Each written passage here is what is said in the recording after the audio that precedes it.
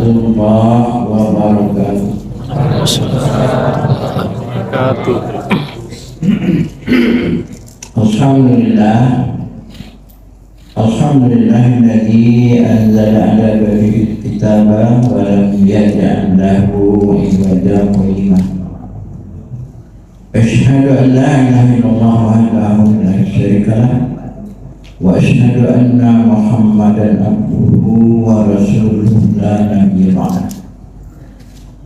Allahumma salli wa sallim ala sayyidina Muhammadin wa ala alihi wa sahbihi ajma'in, amma ba'd.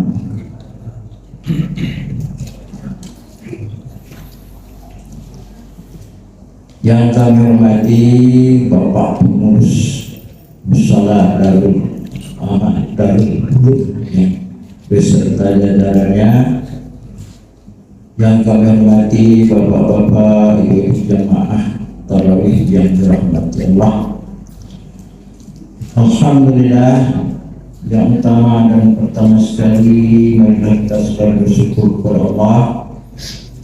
Tanpa terasa pada hari ini kita telah melaksanakan siam Ramadan sebanyak 26 hari ya, 26 hari. Dan insya Allah kita pada malam ini masuk malam yang ke-27. Tanpa terasa, alhamdulillah, tentu kita berharap kepada Allah tetap sehat, dan kita berharap juga bisa keluar dari manusia takwa. Kemudian selawat beriring salam dengan kita Nabi Muhammad SAW, keluarganya, sahabat-sahabatnya, pengikut-pengikutnya yang setia sampai akhir zaman. Dan kita berharap agar kita termasuk kepada pengikutnya yang setia. Amin, amin ya rabbal. Bapak Ibu jamaah tarawih yang dirahmati Allah, sebagaimana yang telah kita ketahui bersama, Allah mensyariatkan Ramadan, Allah dan Rasulnya mensyariatkan Ramadan kepada kita, baik qiyam di malam hari maupun siangnya di siang hari. Dan ibadah-ibadah yang lain tidak lain dan tidak bukan agar orang-orang yang beriman itu bisa menjadi manusia takwa. Dan kalaulah kita sederhanakan pemahaman tentang takwa itu, bisa jadi kita ibaratkan takwa itu ibarat satu tiket dari dunia menuju ke surga yang ingin diberikan Allah pada orang-orang yang beriman. Walaupun nanti kita transit di kuburan, transit di padang mahsyar, transit di alam hisab, tapi itu tidak bermasalah. Yang kita pegang itu adalah ke surga. Maka insya Allah mudah-mudahan dalam perjalanan kita pun tetap akan mendapat pelayanan yang baik. Dan kemudian kalau kita juga sederhanakan tentang bagaimana cara mendapatkan takwa itu dan juga sekaligus mempertahankannya. Dan kan sangat sayang kita sudah berpuasa selama 30 hari tadarus, begadang, qiyamul-lail, kita sudah mendapatkan takwa, kemudian habis Ramadan takwa itu hangus, tiket yang telah kita pegang hangus. Sementara kita tidak tahu kapan pesawat akan datang kepada kita, kita tidak tahu kapan kematian itu akan datang kepada kita. Ya rugi kita kalau tidak mempertahankan takwa itu sendiri. Maka itu kita sederhanakan cara mendapat takwa itu hanya dua saja. Nggak banyak-banyak Bapak dan Ibu. Yang pertama yaitu iman, yang kedua adalah amal soleh. Dan iman itu yang paling pokok dalam iman itu adalah mentauhidkan Allah. Dan yang paling pokok atau intisari dari iman itu adalah bagaimana kita bisa mentauhidkan Allah. Atau bagaimana kata-kata la ilaha illallah itu tampak dalam kehidupan real kita. Bapak dan Ibu jamaah tarawih yang dirahmati Allah, ada kata Rabb, artinya juga Tuhan. Ada kata ilah, artinya juga Tuhan. Tapi dia mempunyai makna yang sangat berbeda. Apabila kita hanya mengakui bahwa Allah itu hanya sebagai Rabb, maka belumlah masuk kita sebagai kategori orang-orang yang beriman. Pengertian Rabb itu setiap hari kita mengucapkan Alhamdulillahirabbil alamin. Di situ ada kata-kata Rabb, artinya adalah Tuhan. Maka makna dari kata Rabb itu ialah Tuhan sebagai pencipta alam semesta, Tuhan sekaligus sebagai pemilik alam semesta, dan Tuhan itu juga sekaligus sebagai pemelihara alam semesta. Maka kalau Rabb itu saja yang baru kita yakini, maka sekali lagi belumlah kita masuk kepada orang yang beriman. Karena pengakuan Rabb itu Allah itu sebagai Rabb, tidak hanya saja manusia, iblis pun akan mengakui bahwa Allah itu sebagai Rabb. Jangankan manusia, iblis pun mengakui bahwa Allah itu adalah sebagai Rabb. Banyak sekali ya dalam Al-Quran bisa kita temukan. Di antaranya di Al-A'raf ayat yang ke-12 itu, ketika Allah bertanya kepada iblis, "Hai iblis, kenapa engkau tidak mau sujud kepada Adam ketika aku perintahkan?" Apa jawab iblis? "Aku lebih baik kau ciptakan dari atom, aku dari api, Adam dari tanah." Pengakuan iblis kalau dia diciptakan oleh Allah. Begitu juga manusia ini, walaupun dia ateis sekalipun, coba tanya siapa yang cipta langit dan bumi ini, mereka juga akan menjawab Allah. Ya. Kenapa? Karena kata-kata Rabb itu baru hanya sekadar pengakuan. Tapi berbeda apabila kita terus masuk bahwa Allah itu sebagai ilah. Ketika kita menjadikan Allah itu sebagai ilah, disinilah harus ada konsekuensi-konsekuensi yang harus kita lakukan dalam hidup. Yang tidak mau menjadikan Allah itu sebagai ilah.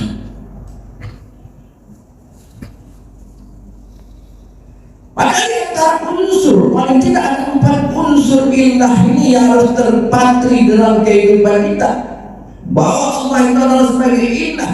Yang pertama adalah kecintaan, bahwa cinta yang pertama yang di atas segala-galanya yang harus dimiliki oleh orang beriman itu adalah kepada Allah. Nanti insyaallah terjelaskan. Yang kedua, unsur daripada mentauhidkan Allah itu atau yang menjadikan Allah itu sebagai ilah untuk diikuti, satu-satunya untuk diikuti dan jajarannya. Ikut kepada Allah yang mentaati Allah, Rasul, dan kemudian orang-orang juga yang mentaati Rasul. Tidak boleh lagi kita taat kepada keluar dari itu.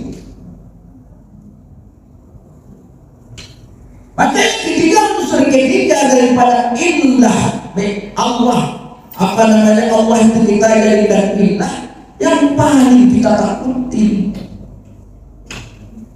Ya. Dan kita juga hendak menyadari semua apapun makhluk di muka bumi ini siap menjadi tentara Allah. Kalau kita tidak takut kepada Allah, apapun akan mampu melumat manusia. Ya. Sebab dia menurut perintah Allah apapun dilakukan. Laut itu bisa terbelah karena perintah Allah. Api itu bisa adem karena perintah Allah.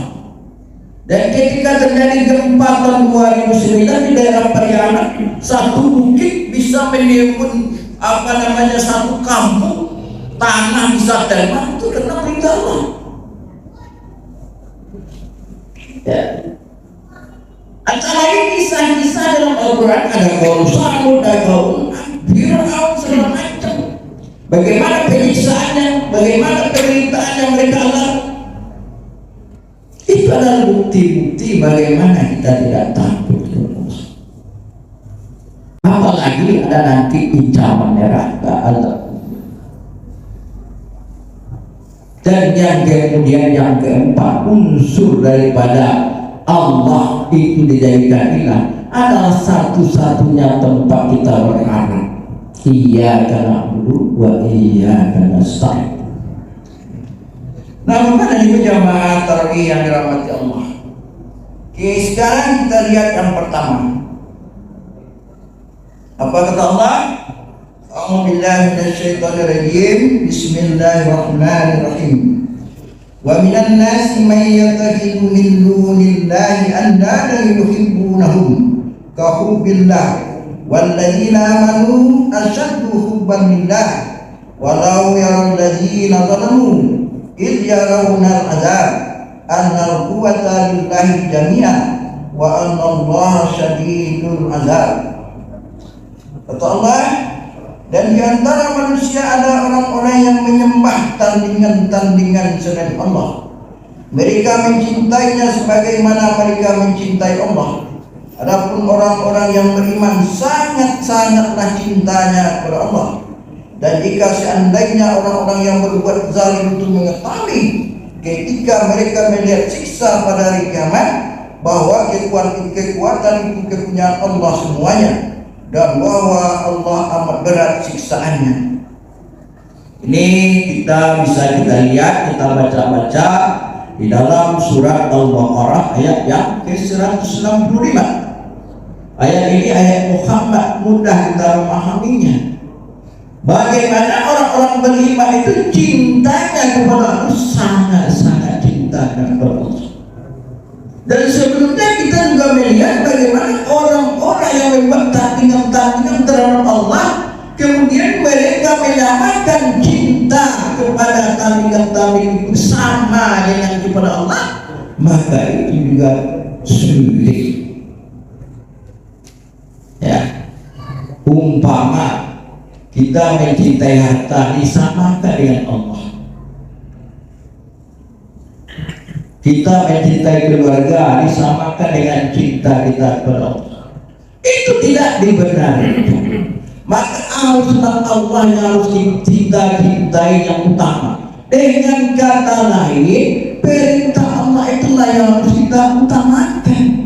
Jangan karena sesuatu yang ada di dunia ini, karena harta, karena jabatan, karena keluarga, kemudian kita dilalaikan dalam melaksanakan perintah-perintah Allah.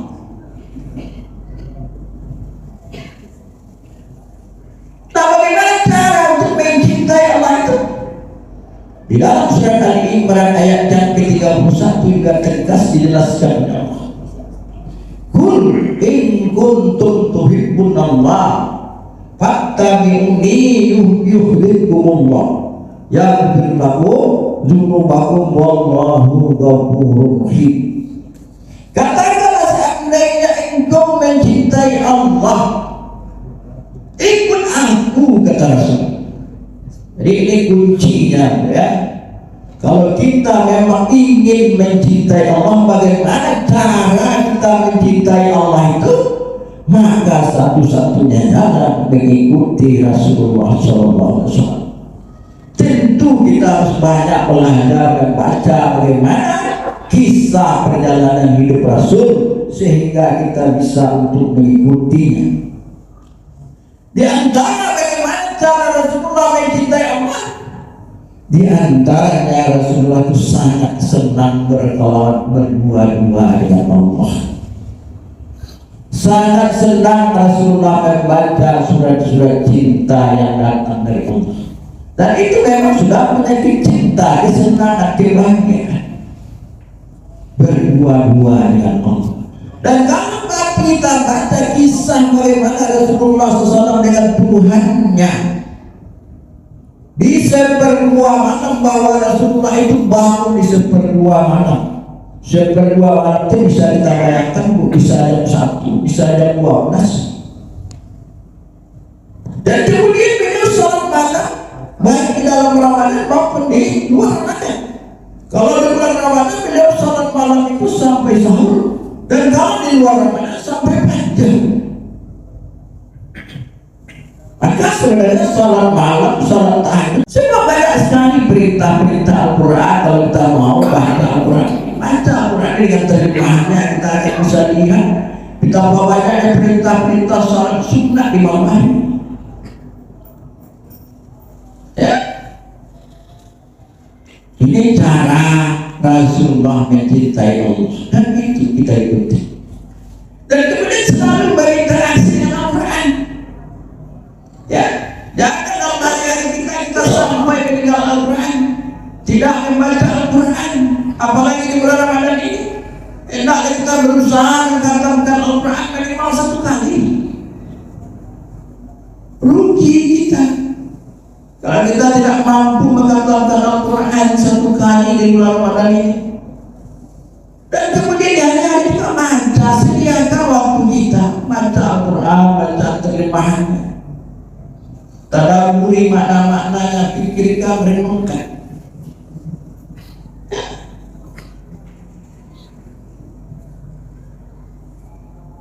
Karena begitulah cara Rasul untuk bagaimana kita mencintai Allah.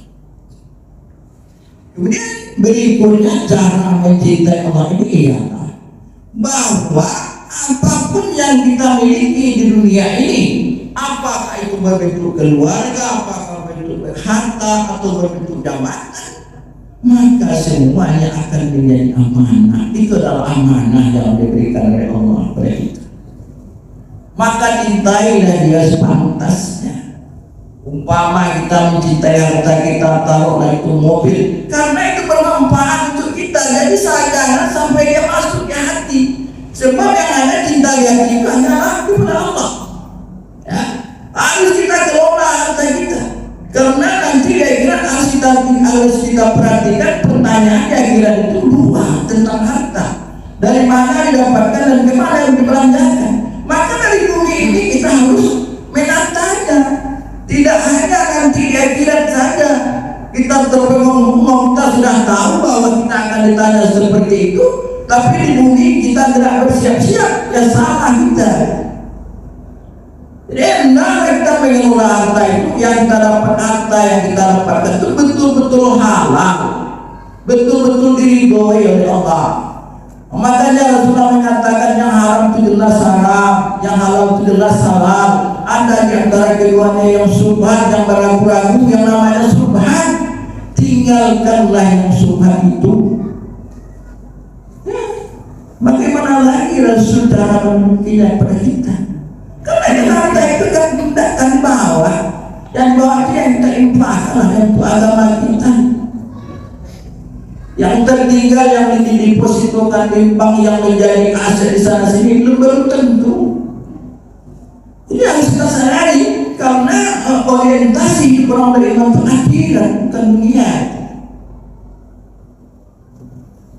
Ya, jadi dia amanah, kelola dia menurut ketentuan dan kehendak Allah.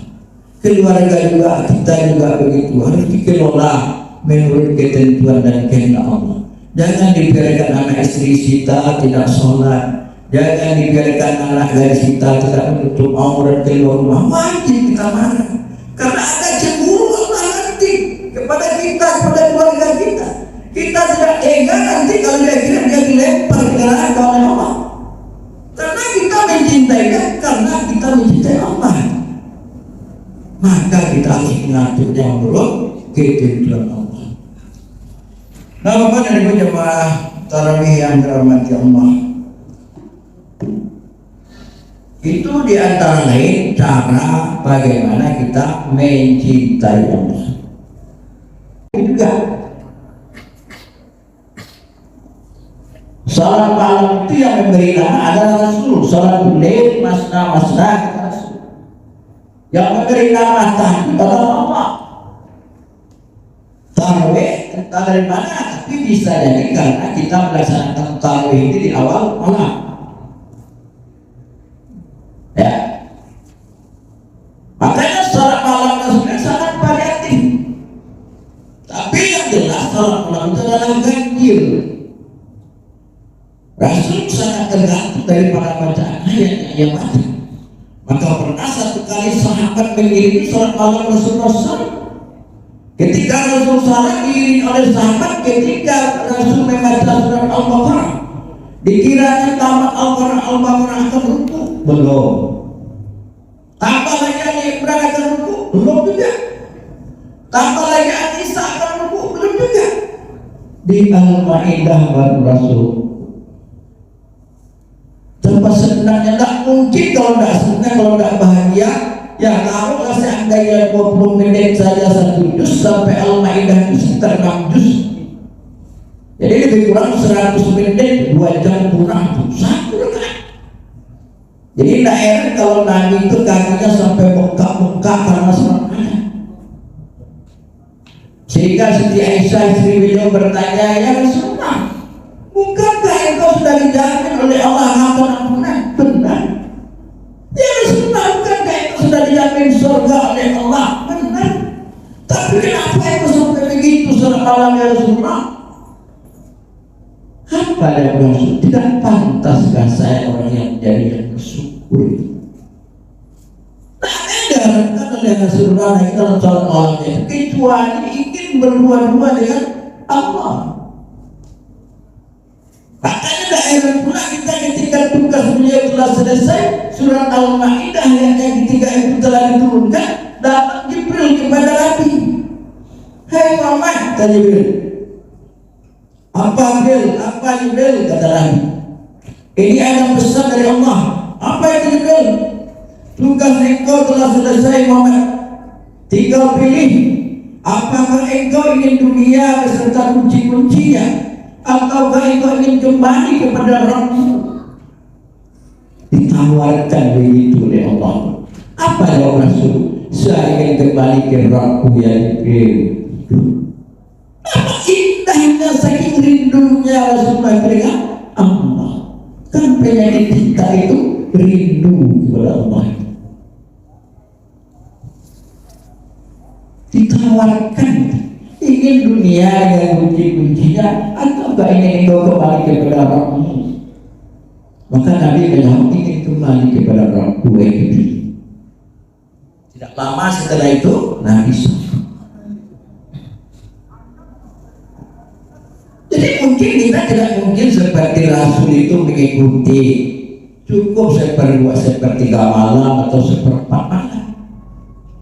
Atau nggak bisa kita sholat 11 rakaat, iya 9 rakaat, nggak bisa 9, 7, nggak bisa 7, 5, nggak bisa 5, 3. Walaupun hanya 1 rakaat, orang lagi ngaji musalah subuh sampai, tapi jangan sampai ditinggalkan sholat malam, walaupun hanya 1 rakaat witir.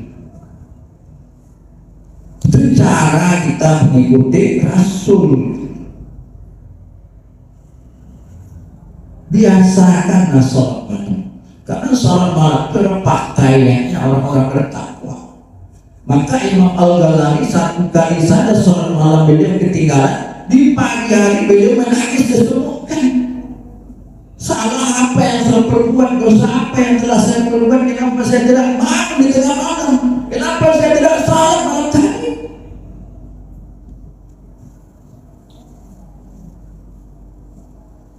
Ya. Jadi sekali lagi di luar Ramadan, sekarang di bulan puasa ini, di Ramadan ini kita dilatih oleh Allah. Kita bangun di waktu sahur, jangan langsung waktu sahur kita makan, kita buat wudhu, kita sholat sunnah 2 rakaat. Kalau kita sudah melaksanakan witir di mana musola, di mana masjid, tengok waktu salatlah kita tahajud 2 rakaat, sholat malam 2 rakaat. Itu biasakan. Terbiasa kita bangun waktu sahur itu, ya. Tapi dengan kita banyak berzikir, itu juga zikir pagi dan petang, dengan banyak baca Al-Quran, dengan banyak melakukan sholat-sholat sunnah, tentu kita berharap Allah akan memperhatikan kita, Allah juga memberikan kasih sayang kita, sehingga terjalin hubungan kita dengan Allah yang baik, dan perbaiki kualitas ibadah kita terus menerus. Jangan stagnan ibadah kita itu. Ya, sebab sifatnya iman itu dia dinamis, dia akan selalu memperbaiki diri, atau ibarat tangga naik, sehingga Allah menilai ibadah kita sampai di mana, dari tanggal mana kita akan ditempatkan oleh Allah. Tetapi kalau kita stagnan ibadah kita, maka perlu kita koreksi iman kita. Sebab yang menjadi penggerak semua itu adalah iman. Ya. Maka dari itu dengan berbanyak berdoa, berbanyak berzikir, sehingga nanti kita akan bisa merasakan sebagaimana diungkap oleh surat Al-Anfal, innamal mu'minuna alladzina idza dzukirallahu wajilat qulubuhum wa idza tuliyat 'alaihim ayatuhu zadatuhum imanan wa 'ala rabbihim yatawakkalun. Sesungguhnya orang-orang yang diberi iman itu apabila disebut nama Allah tergetar hatinya. Dan apabila dibaca ayat-ayat Allah akan bertambah keimanan mereka. Ya. Jadi akan sampai kita ke level seperti itu. Sebab ayat Al-Quran itu pasti dia akan kita temukan dalam realita kenyataan hidup kita. Ya, jadi itu antara lain cara kita mencintai Allah. Nah, Bapak dan Ibu jamaah subuh, jamaah tarawih yang dirahmati Allah, ya.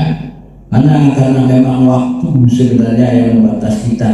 Ada 3 lagi adalah masalah memahami bagaimana ilah, menjadikan ilah Allah itu sebagai ilah.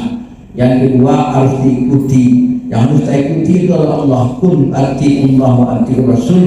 Ya, kita mengikut Allah itu Rasul, dan kemudian orang-orang yang beriman yang mengikuti Rasul. Maka kita harus pintar dalam hidup ini, siapa yang kita ikut. Tidak mungkin kita tidak ikut-ikut, tidak mungkin itu kan, karena kita makhluk sosial. Kita tidak tahu bagaimana Rasul, bagaimana siapa yang kita ikuti. Maka ini pentingnya kita selalu belajar sehingga kita tahu yang kita ikuti betul-betul orang yang beriman kepada Rasulullah SAW. Yang kita ikuti betul-betul tahu apakah dia berbentuk organisasi, kan dia berbentuk ormas atau berbentuk apa saja. Karena ormas-ormas itu kan sama dengan sah. Ya. Jadi kalau kita ibaratkan sholat itu kan seperti filosofi sholat berjamaah itu, sholat berjamaah ini miniaturnya umat Islam. Ya. Maka saf pertama itu sahabat, kemudian di depannya adalah Rasulullah SAW. Maka kita harus melihat saf depan, apakah kita masih berada di belakang sahabat, apakah kita masih berimam kepada Rasulullah. Ini pentingnya kita cara mengikuti siapa yang harus kita ikuti. Nah, Bapak dan Ibu jamaah subuh kita jamaah tarawih yang dirahmati Allah, ya. Ingat waktu memang yang tidak mencukupi, ya kan. Mudah-mudahan ya apa yang kita sampaikan pada kesempatan ini akan bisa memotivasi kita untuk belajar terus tentang agama ini, baik itu berbentuk iman maupun berbentuk amal saleh, sehingga kita sekali lagi betul-betul mampu mempertahankan takwa, sehingga kita ketika kematian menyebut kita ya bisa husnul khotimah. Karena perlu juga lah untuk kita ingatkan bahwa semakin tua kita bukan semakin berat, semakin kecil. Sebuah target daripada saya ternak tua itu ialah bagaimana anak cucu Adam ini mati yang suruh tercipta.